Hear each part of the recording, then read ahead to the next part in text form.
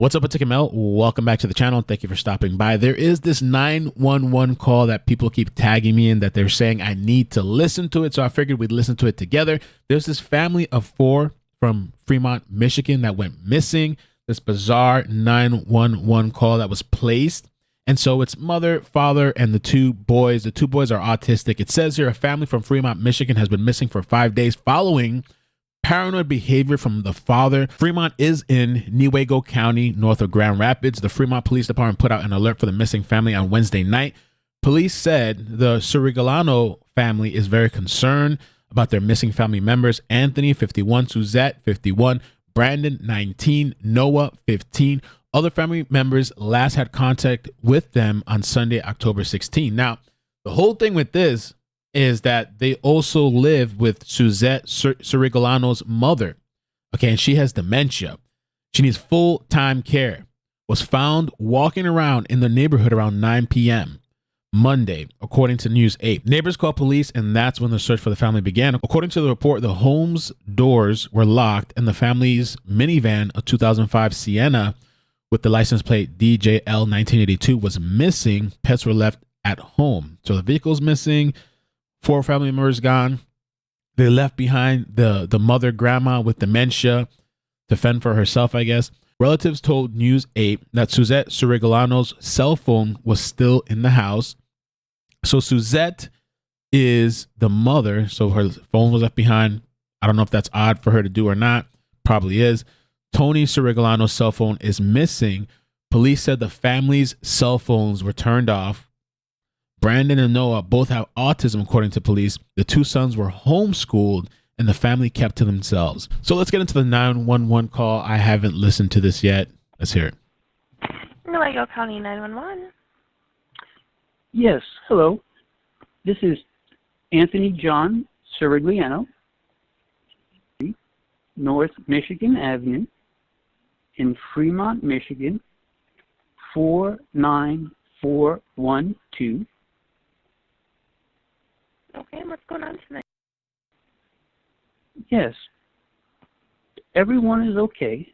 Yo, the way his voice too is just like, like so like calm, but I weird. need, everyone is okay, but I need the Fremont Police Department, and I believe he is Captain Geating, John Geating. I need some police protection immediately. Okay, for what? It is of vital national interest. It is related to September 11th, and people want to erase me from the face of the earth. I'm not crazy. Mr. Geating knows me. I'm a Christian. I just need some help, and then the U.S. government will take it from here. I know this sounds crazy. You don't have instructions for this. Please send someone that knows Geating and can talk to U.S. authorities, please. Okay. And do you have any weapons there? No weapons at all, not even a BB gun. All right. How do we spell your last name? Sure. It's Cirigliano.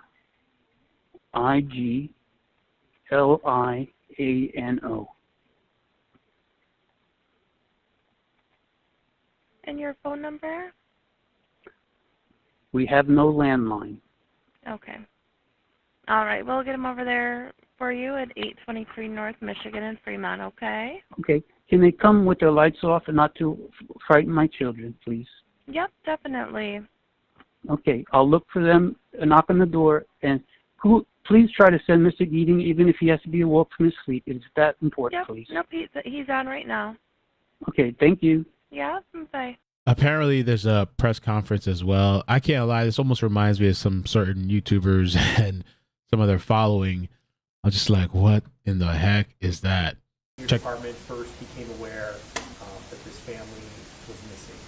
Well, let's kind of backtrack to even 24 hours prior to that. Around midnight on Sunday morning on October 16th, 2 of my officers went to the Cirigliano house and had contact with Tony or Anthony Cirigliano. Tony was talking about issues or information that he had regarding the September 11th attacks. But really what my officers were spending a great deal of time doing is talking to him and making sure everybody was safe and trying to make sure that mental illness wasn't putting anybody in jeopardy, because honestly that's a very abnormal thing to say and make a police report Some of these people is normal. of. I'm thinking these other people must be mentally ill too. My officers spent about an hour, 45 minutes-ish with Tony. They had contact with Suzette as well, and they talked really for quite a while. They had contact with Suzette. Wait, what? Oh, can we get body? I wonder if they'd release body cam. And make a police report of. My officers spent about an hour, 45 minutes-ish with Tony. They had contact with Suzette as well, and they talked really for quite a while, just making sure that everybody was safe and everybody was fine, and then offered both of them, if they were concerned about anything, to reach out and give us a call, because we'll be here to help them out. When we go to the evening of October 17th around 9 o'clock, another one of my officers was dispatched to a report of a elderly woman who lives with Tony. So October 16, they go out there. I guess that's when the 911 call was made, and they actually speak to them for about an hour, spoke to Suzette or whatever for about an hour. Then the following day is when the mother, grandma really, is seen, the one with dementia, seen wandering around, and neighbors called. And Suzette, and she suffers from dementia, and she was walking around the neighborhood, and some of the neighbors were concerned. So my officers, through the course of that contact, were able to talk to different family members after noticing Tony and Suzette and the boys were not at home, and therefore unable to provide care for the elderly grandmother. And through the course of investigation, we've been be on the lookouts for, in the area, social media pushes, and really an investigation to give us some idea where Tony and Suzette and the boys are. We don't see any signs of violence. We don't see any signs of foul play right now. Good. There's no signs of struggle inside the home. But it's just everyone we've talked to, whether they be a lifelong friend to Suzette or family members, they all describe this to be extremely abnormal behavior from Tony and Suzette. So my office is doing everything we can. This is part of that effort to really reach out to as many media outlets as we can to get the word out that, hey, Tony, Suzette, please let us know that you're okay, and call family, let them know that you're okay. In that first contact with officers the night before they disappeared, Mm-hmm. you said there was some paranoia, talking about 9/11. Was it also talking about like the FBI and the CIA, or? Correct. Tony was asking for the FBI to arrive and CIA to arrive, and wanted the fire trucks to be in his house and things of that nature. And it was really In his house? Or? yeah, at his house, excuse me. It was really just, it's not normal behavior or normal interactions we have with the community. And that's what's leading me to say, Tony was exhibiting some signs of paranoia. Some viewers have been wondering, why an Amber Alert wasn't issued. Can you talk to me a little bit about that? The same thing that they tell everybody every time. There's probably no vehicle. There's no suspected, like somebody was taken against their will. There's no proof of it. And so I guess that's why. Well, we have all indications right now that, these boys' care providers, both mom and dad, it's their own vehicle that's missing, but it's not like they were, are with them. They have knowledge. We don't have any signs of violence or struggle, or that they've been taken by anyone else. So Amber Alerts really have a criteria here in Michigan that's based in law and procedure, and it doesn't fit that criteria. And I'm not faulting him for asking, because people ask that same question every time. So it's a good question to ask, because it's just one of those things that we have to reiterate every story. But I really do think, and we've spoken about that, there should be some sort of system out there for missing kids that's outside of that criteria. And like with Cody Bigsby, that organization came up with I I think the code alert. I think it's a great idea if they do that, something like that. Did Tony himself call 911 to get police to respond? On October 16th, he did. You know, at this point, any indication, you know, that they're close by, that they're out of state, any knowledge at that point? We have no indication where they could be. We continue our investigations. We're using every available resource we can, but we don't have any indication if they're still in West Michigan or in Michigan or Midwest or anything like that. And that's why we're trying to reach out to as many people as we possibly can. Have you tried to extract your cell phone or anything? Yes, that's been part of the investigation. And there's no signs of like ATM use, credit card use, or anything? There's been none. Have you had previous contact with this family in the department? We've had one contact last summer. It was one of the boys who had been downtown, and one of the shopkeepers were concerned, but the officers, it was not a confrontational type or an enforcement issue. Had been downtown and Family, have you had previous contact with this family in the department? we've had one contact last summer. It was one of the boys who had been downtown, and one of the shopkeepers were concerned, but the officers, it was not a confrontational type or an enforcement issue. It was, everyone was very amicable and polite and courteous, and that type of contact with somebody is much appreciated. So we don't have any type of But I wonder what the concern was. You know, I don't know. prior call history that's anywhere close to what we're dealing with right now. What's the status of the mother-in-law? How is she doing? Is she being cared for? Who's caring for her? Different family members are taking care of her, but she seems to be well cared for right now. What, you know, and it's this van that you believe. Tell me a little bit about what you think are they still driving this? I mean, was that the last thing they were seen in? So we know that they own a 2005 Toyota Sienna, which is a minivan. It's silver in color, and that is not in the garage. So talking through different people in our investigation, this is the common vehicle they use. You know, how unusual does this seem, you know, when you were talking to the family members? Has this father ever run off before or anything like that? No, everybody is shocked. And I would say that's the best way to describe it. When you talk about and look as part of an investigation, what, you know, is there a prior history of this? Is there any indication that this was going to happen? And we don't have any information like that. Okay. What are officers doing right now, or kind of what stage of the investigation, you know, what's happening now to try to find the family? So while we work on financial records with different financial institutions, we're conducting search warrants. We're working with the state police and trying to get assistance with cell phone use. We are doing a variety of different things. The biggest thing right now is trying to get a hold of anybody that has information that would help us locate this family. And we are doing interviews just regularly on that issue. Do you know how long they've lived in Fremont? Approximately 4 years. And prior to that, they lived in South Carolina in Jasper County area. Okay. We've heard North Carolina. Are you sure it's South? I am. Okay. And have you talked to any police down there? Any prior cases that might have relevance to this? We're still working on that. You know, are you hopeful at this point that they can be found safe and alive? I am. What do you want people to do if they might have seen this van? If you've seen this van or have any information about where the Cirigliano family could be, please contact my department. And if you don't want to leave your name, we also have Silent Observer here in Owego County that you can reach out to as well. Okay. I don't know if you're able to tell at the house, but could you tell if they took anything with them, like clothes or food or anything? It's hard to say because we don't have someone that can really give us before or after.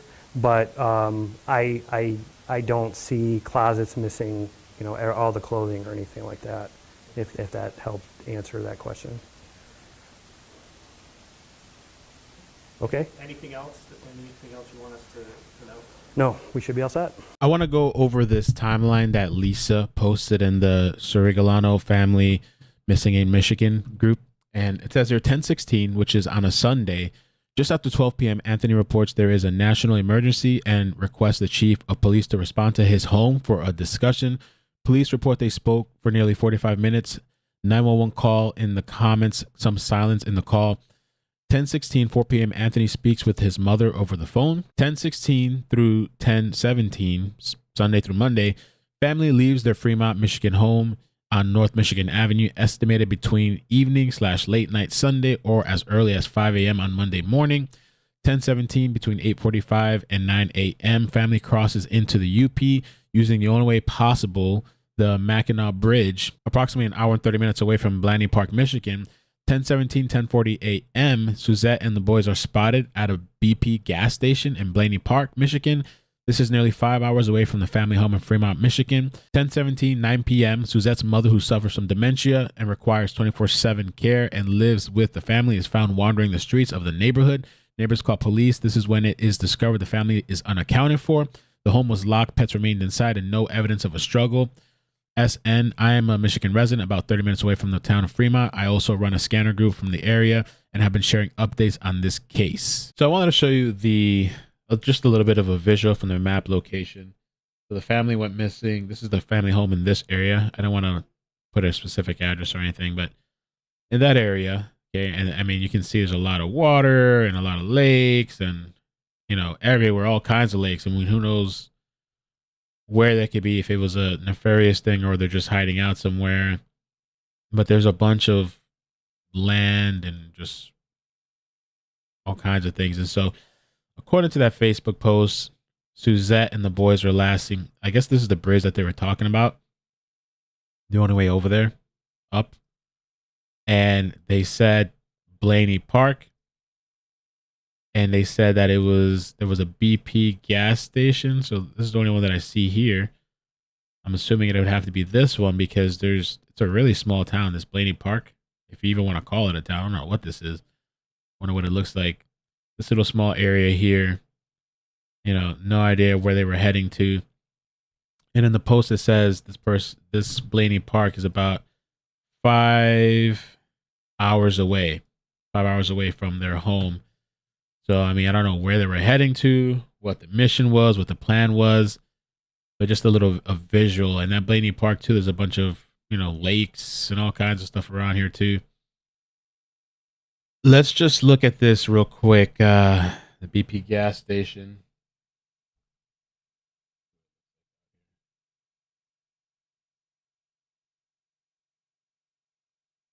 There's the BP gas station reportedly where she and the boys were last seen, according to that Facebook post. Another thing, let's just take a look at that town real quick just to get a little visual. Blaney Park. Shout out to the person that showed me about fixing the location on the map. When we were doing California, I had the wrong thing. Let's just start right here. Let's take a look.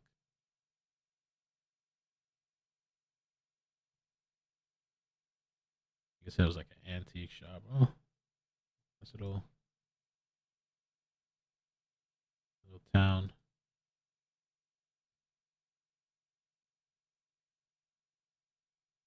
Little houses and stuff.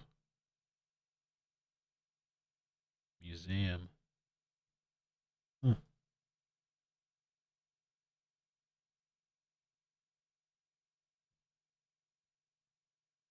I always wanted to visit a small town like this. I mean, I don't know if it'd be creepy or it'd be nice and welcoming. Is everybody's in everybody's business? Or is this one of those towns that a lot of people just pass through town?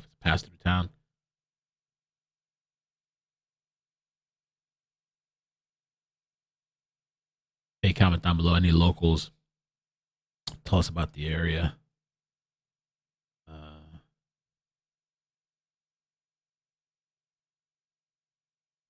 A little small. To me, it's like a little small town you pass through on the way to wherever you're going.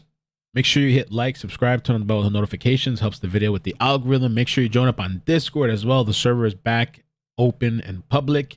We also have a notifications only server. If you just want notifications or you're having a tough time keeping up because the main server has a bunch of notifications and you want something simpler, we also have the notifications only server where it's just that. You won't miss any of the new videos up and coming. I believe I will be back today with some updates on some of the stories that we've been covering. So just stay tuned. Take care of yourselves and peace. Bloop, bloop. Let me know down below what you're thinking so far about this family. Bye.